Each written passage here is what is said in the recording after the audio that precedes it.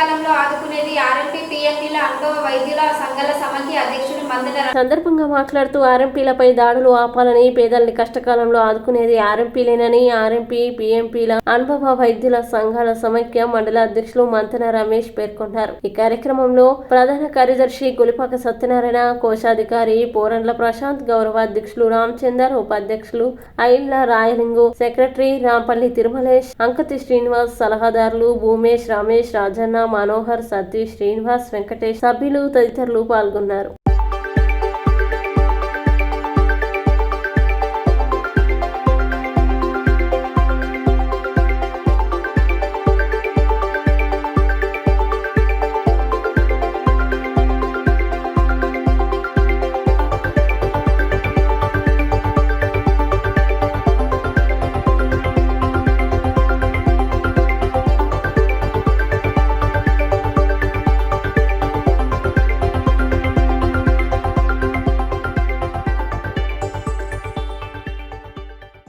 RMP మిత్రుల మీద దాడులు చేయడం ఆపాలని మా ఆవేదన.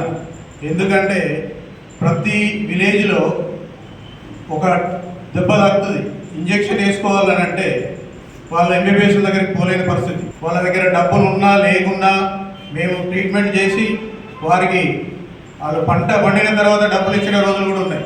అలాంటిది ఇప్పుడు మీరు వచ్చి చేయండి, చేసి చూస్తే తెలుస్తుంది. మీరు చేయకుండా మమ్మల్ని ఆపడం మాత్రం చేయడం సరికాదని మా ఆర్ఎంపీ యూనియన్ తరఫు నుంచి కోరుకుంటున్నాం. ఇలాంటి దాడులు ఆపాలని మా అందరి ఆవేదన. లక్ష్మణ్ మండల ఆర్ఎంపీ టీఎంసీ అడ్వైజర్ను. నేను రాష్ట్ర ప్రభుత్వాన్ని రిక్వెస్ట్ చేసేది ఏంటిదంటే, గత 10-15 సంవత్సరాల క్రితం వైఎస్ రాజశేఖర రెడ్డి ముఖ్యమంత్రి, దివంగత ముఖ్యమంత్రి ఉండగా ఆర్ఎంపీలకు పీఎంపీలకు గుర్తింపునిస్తా అని ఒక దృఢ సంకల్పంతో ఒక కమిటీ ఏర్పాటు చేసి, ఈ ఐఎంఏ వాళ్ళు వ్యతిరేకించినా కానీ వాళ్ళని ఒప్పించో మెప్పించో ఇప్పుడు వీళ్ళ జీవనోపాధి పల్లెటూరులో గ్రామీణులకు వైద్య సేవలు అందిస్తున్నారు కాబట్టి ఒక గుర్తింపు తీసుకురావడానికి ఒక కమిటీ వేసి మాకు 1000 గంటల ట్రైనింగ్ ఇవ్వడానికి సంకల్పించి, ఆ 2009లో కొంతమంది శిక్షణ ఇచ్చింది, ఇంకా కొంతమందికి ఇవ్వలేదు. దురదృష్టం ఏంటిదంటే ఆ 2009లోనే రాజశేఖర రెడ్డి గారు అకాల మరణం చెందుట్లా మా వ్యవస్థ ముక్కపడిపోయింది, ఆగిపోయింది. తర్వాత ముఖ్యమంత్రులు వచ్చిన ఎవరి మమ్మల్ని పట్టించుకోలే. తర్వాత తెలంగాణ కోసం ఉద్యమం చేసి తెలంగాణ మనం సాధించుకుంటే మన హక్కులు, నీళ్లు, నిధులు, నియామకాలు వస్తాయని అందరం కోరడం జరిగింది. అందులో భాగస్వామ్యమైనము. మేము ఎన్నో సేవా కార్యక్రమాలు చేసినాము.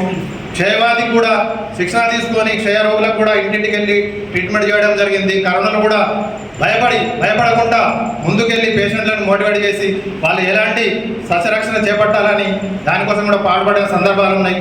గవర్నమెంట్ ఏ కార్యక్రమం చేసినా అందులో మేము ఆర్ఎంపీలో పాల్గొంటున్నాము. కాబట్టి ఇప్పుడు ఈ ప్రభుత్వం, రేవంత్ రెడ్డి గారి ప్రభుత్వం కూడా మాకు మేనిఫెస్టోలో చేర్చింది ఏంటంటే, ఆర్ఎంపీ పీఎంపీలకు శిక్షణ ఇచ్చి వాళ్ళకు గుర్తింపునిస్తామని మేనిఫెస్టోలో చేర్చి, ఇప్పుడు ఐఎంఏ వాళ్ళు కానీ టీఎంసీ వాళ్ళు కానీ ఒత్తిడి మేరకు మమ్మల్ని అలగదొక్కడానికి ప్రయత్నం చేస్తుంది. దాదాపు తెలంగాణ రాష్ట్రంలో ఒక 70,000 మంది ఆర్ఎంపీ పీఎంపీలు జీవనోపాధి ఈ వృత్తిపై ఆధారపడి జీవిస్తున్నారు. మేము ప్రతి కుటుంబానికి, ప్రతి పేద ప్రజానికానికి అందుబాటులో ఉండి వాళ్ళ సుఖ దుఃఖాల్లో పాల్పంచుకుంటూ ఏదో 10, 5 తక్కువ మొత్తంలో సేవ చేస్తూ వాళ్ళు ఇచ్చినప్పుడు తీసుకుంటూ వాళ్ళ కష్ట సుఖాలు ఇంకే ఏంటిదంటే గవర్నమెంట్ అందించున్న సంక్షేమ పథకాలలో కూడా మేము పాల్పంచుకోడు. ఎవరికి పెన్షన్ రాలేదు, ఎవరికి రేషన్ కార్డు కావాలి, అవన్నీ మాకు తెలిసి ఉంటాయి. మేము అందులో కూడా పాల్పంచుకొని చెప్పి లేని వాళ్ళకు వాళ్ళు మేము చేస్తున్నాము. అట్లాంటిది ఇప్పుడు ఈ ప్రభుత్వం మా మీద కక్ష కట్టి ఐఎంఏ వాళ్ళకు, టీఎంసీ వాళ్ళకు ఒత్తిడికి తలకి మమ్మల్ని రోడ్డు పాలు చేస్తుంది. ఇది మాత్రం సమంజసం కాదు. ప్రభుత్వానికి, గౌరవ ముఖ్యమంత్రి గారిని మరియు ఆరోగ్య శాఖ మంత్రి దామోదర రాజనరసింహ గారికి మేము రిక్వెస్ట్ చేసేది ఏంటంటే, మమ్మల్ని బజారు తీర్చొద్దు. మేము క్వాలిఫైడ్ డాక్టర్లకు పోటీ కాదు. మా పరిధిలో మేము ట్రీట్మెంట్ చేస్తున్నాం. ఎవరైనా చట్టాలు ఉల్లంఘించి చేసినట్టయితే వాళ్ళ మీద చర్య తీసుకోండి. మేమైతే ఐఎంఏ వాళ్ళైతే, టీఎంసీ వాళ్ళైతే, ఎవరైతే ప్రజల ప్రాణాలతో చెలగాటమాడినప్పుడు మీరు చర్య తీసుకోవచ్చు. ఎంత డోలనైనా కానీ వదిలిపెట్టే ప్రసక్తే లేదు. కాబట్టి ఇప్పుడు మమ్మల్ని ఏం చేస్తుండ్రు, భయభ్రాంతులకు గురి చేస్తుంది.